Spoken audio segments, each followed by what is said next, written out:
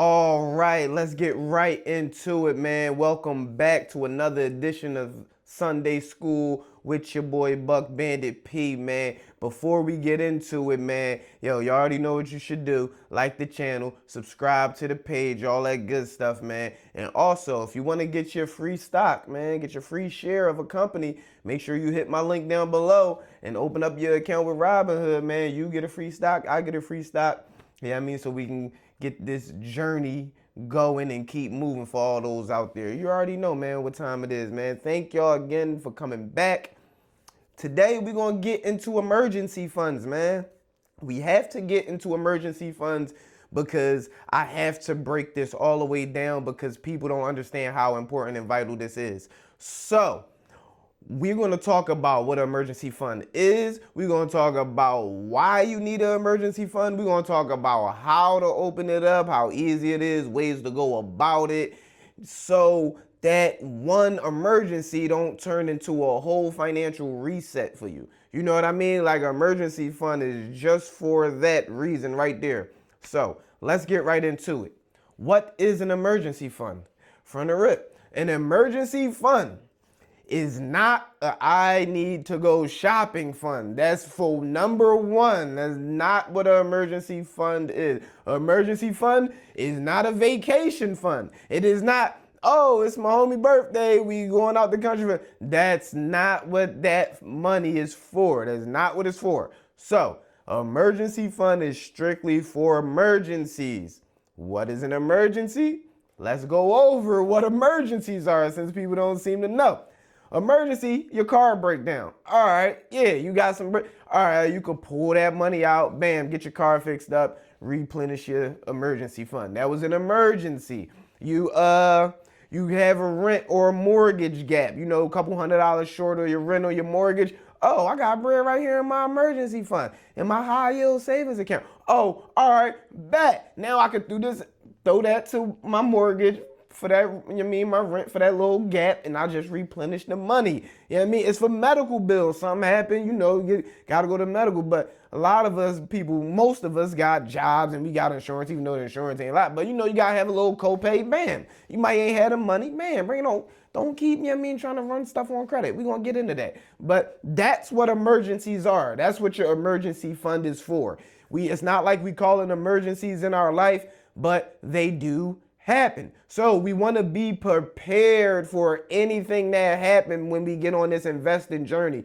Investing is often about preparation. You know, it's often about preparation. Like, you don't want to just jump off the deep end. Go watch the episode on risk versus reward. And also, a good rule of thumb, your emergency fund should be at least $500 to $1,000. I already went over this. You should at least have $1,000. I know people saying, "Damn, B, that's a lot of money, $1,000. I'm check to check. How I'm supposed to get up $1,000?" Listen, start somewhere. We already went over $10, $20. You know what I mean? Soon we gonna get into percentages, so you can just get a percentage of what you make. Like, it's always a way to do it, but as soon as you tell yourself there's no way you can do it, you ain't even gonna figure out the way. So the rule of thumb is $500 to $1,000, but the goal that you want to have is 3 to 6 months of essential needs. Essential needs. Because anything can happen and you do not want to sell your investments because stuff happened. You lost your job, your car broke down. Like, you don't want to be dipping into your investments. Trust me on this. Trust me. The reason I'm telling y'all this because I did it. I don't want you to do what I did. Please don't do it. So have your emergency fund, $500 to $1,000. That should be your first goal, your short-term goal, and your long-term goal should be 3 to 6 months of essential needs. So until you get that, you should always be putting a percentage or at least $10, $20 into your financial freedom fund. I don't like to call it an emergency fund. I call it my financial freedom fund. But okay, so let's get right into it.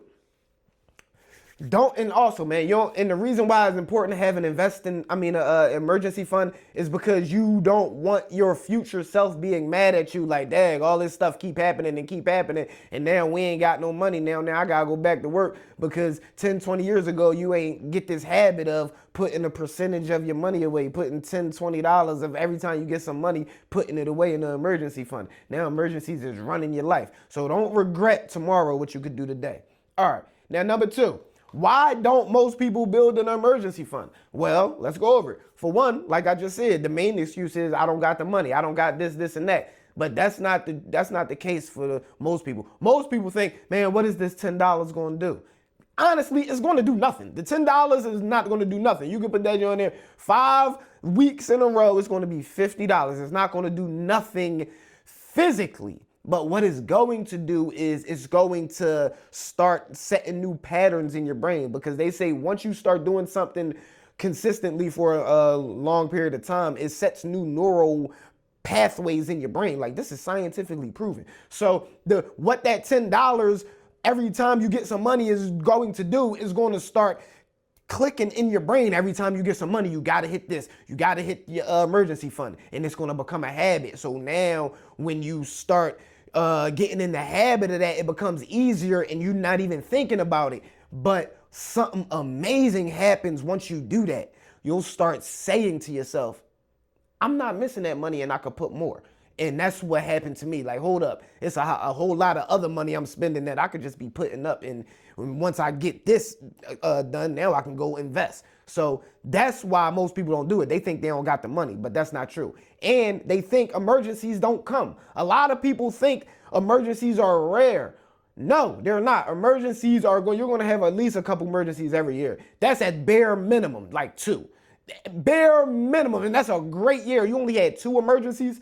So we got to understand emergencies are not rare.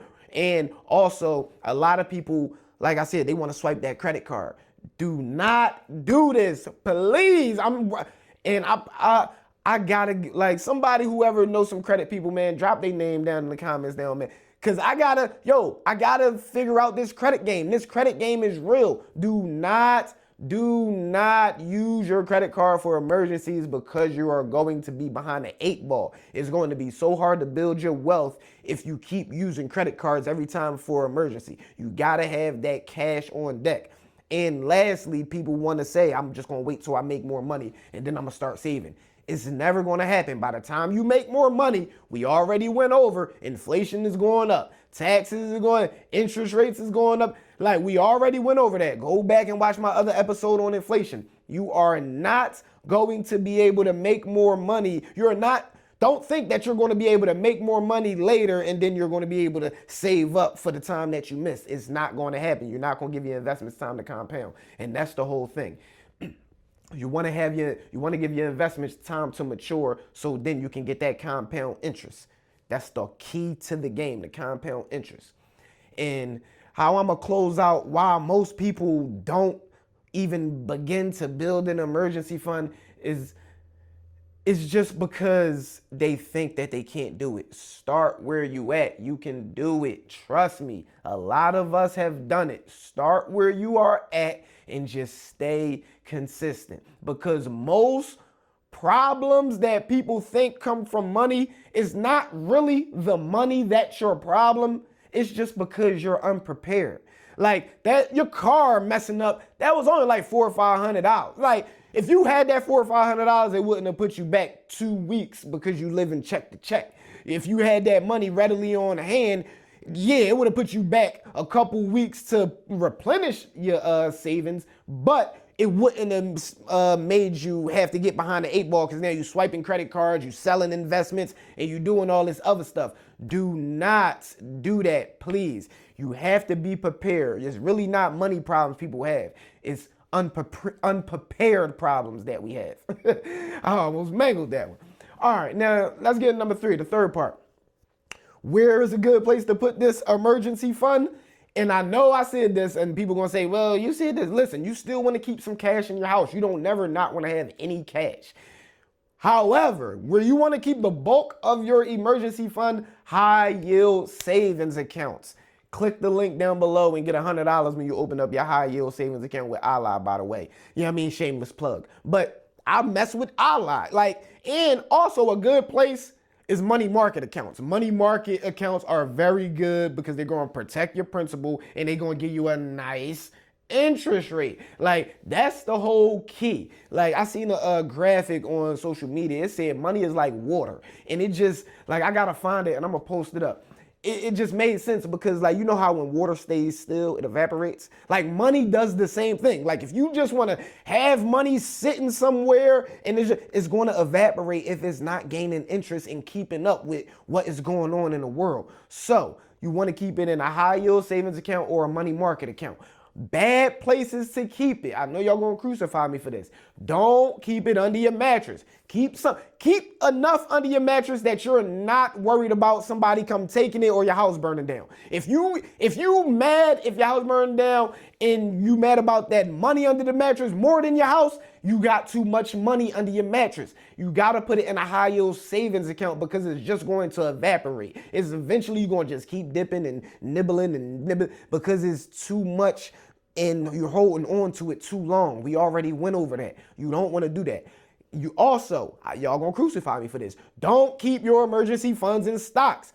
I hear people say, yo, I like my savings account is my stock. Yes, I do that too, but I also have a high yield savings account. I'm not just, I also use the stock market just to sit money in buying power, sit money in VOO, just to, but I don't operate like that because I believe that you always want to CYA. You always want to cover your ass. So until you get that 3 to 6 months worth of essential bills in a high yield savings account that you can access within a day or two, you don't got to sell no shares. You don't got to swipe no credit cards. That's what I would suggest you always do. But also still throw some money in the market when you have some extra bread to do it. But the emergency fund is vital. It's very important. You should treat this like a bill that you must pay. You don't skip on that Netflix. You don't skip on the HBO Max or Apple Music. You pay them every time. It's on automatic, right? You'll go negative. They'll hit your account and you'll go negative. Listen, you have to make sure you putting money in your emergency account just like you paying a bill. Make it like a bill that you cannot afford to miss to pay, because you can't afford to miss this payment. You can't afford to miss this payment. Every time you get some money, you have to put money in your emergency fund. And this is the real key right here.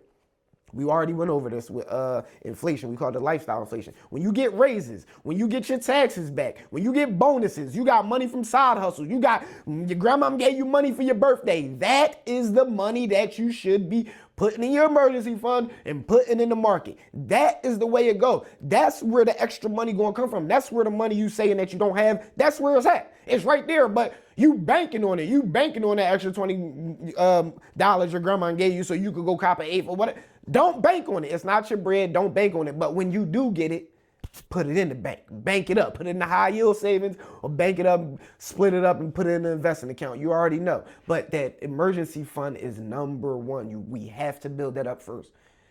And how does all of this tie into investing? How? I'm glad you asked. Because if you don't have an emergency fund, all you're going to do is sell your stocks and your shares and your investments at the wrong time. If you don't have an emergency fund, all you're going to do is keep running up credit card debt and just keep putting yourself behind the 8 ball, trying to build wealth, but also sinking in quicksand. It's impossible. You're going to be trying to figure out a new play, but the whole time, if an emergency come, that new play that just ran up, you got to spend all your profits on the emergency. This is why having an emergency fund is so important and so vital, especially for times like now. People see what the market doing. Money is rotating. They coming out of the Mag 7s and out of tech, and they going to industrials and energy, and they going into the game is changing, but it's always changing. This is why you CYA, you cover your ass, and you make sure you got your emergency fund on deck. All right? Because your emergency fund protect your investments, not the other way around. So, happy y'all here, man. Happy y'all came back to another episode of Sunday School. I appreciate y'all, man. Listen, man. Remember, we already went over it, man. Paying yourself first is progress. When you pay yourself first, that's what give you progress. But an emergency fund give you protection, man. So we have to treat this like a bill, like our life depends on it, because it does. So with that, let's get out of here, man. I appreciate y'all for being here. Make sure you get a kid a like, a thumbs up, subscribe to the channel, and you already know, man. Let's go out here and get this money.